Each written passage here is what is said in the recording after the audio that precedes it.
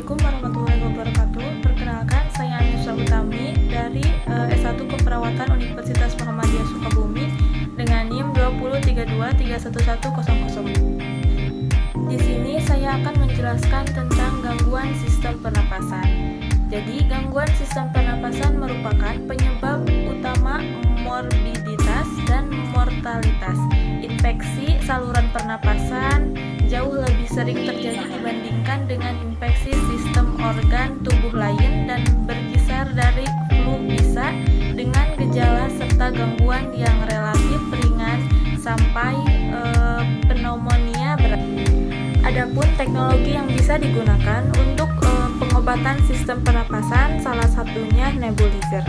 Jadi nebulizer adalah alat mesin yang mengubah obat cair menjadi uap untuk dihirup ke dalam paru-paru. Fungsi nebulizer ini untuk melegakan seluruh napas dan penyempitan. Nebulizer ini terdiri dari mesin kompresor udara, wadah kecil untuk obat cair, dan selang elastis yang menghubungkan kompresor udara ke wadah obat. Di atas wadah obat terdapat corong atau masker yang akan digunakan untuk menghirup kabut. Alat ini juga umum digunakan sebagai terapi pengobatan penyakit pernapasan kronis, baik untuk anak-anak maupun orang dewasa. Ini karena dibanding dengan inhaler, uap yang dihasilkan nebulizer amat sangat kecil sehingga obat akan bisa lebih cepat meresap ke bagian paru-paru. Nebulizer lebih sering digunakan dalam serangan asma dan PPOK karena alat ini tidak memerlukan teknik pernapasan yang rumit. Adapun cara penggunaan dari teknologi tersebut seperti berikut. Bagaimana cara menggunakan nebulizer? Nah, sebelum menggunakan nebulizer, sebaiknya kita cuci tangan terlebih dahulu. Colokan kabel kompresor pada stop kontak. Bukalah bagian medicine cup dengan cara memutar berlawanan arah jarum jam. Kemudian masukkanlah obat ke dalam medicine cup.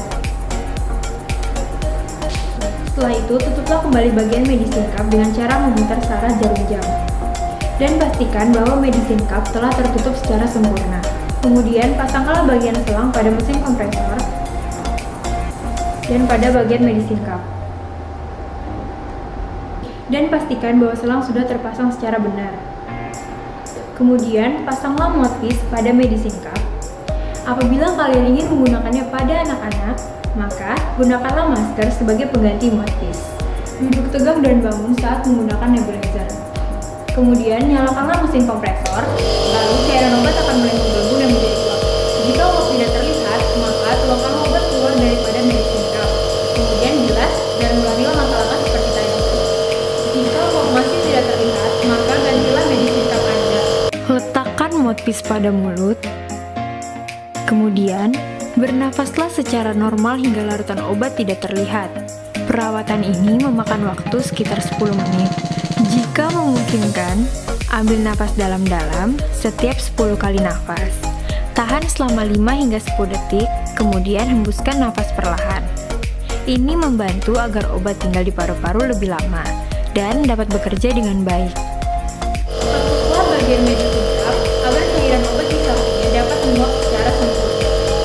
Ketika sudah selesai menggunakan nebulizer, pastikan bahwa obat sudah benar-benar habis. Kemudian matikanlah mesin kompresor dan cabutlah kabel yang menancap pada stop kontak.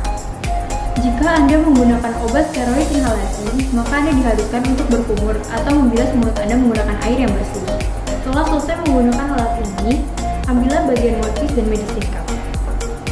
Kemudian, bersihkanlah bagian mouthpiece dan medicine cup menggunakan air yang bersih. Kemudian, bersihkanlah bagian mouthpiece dan medicine cup pada air sabun yang hangat.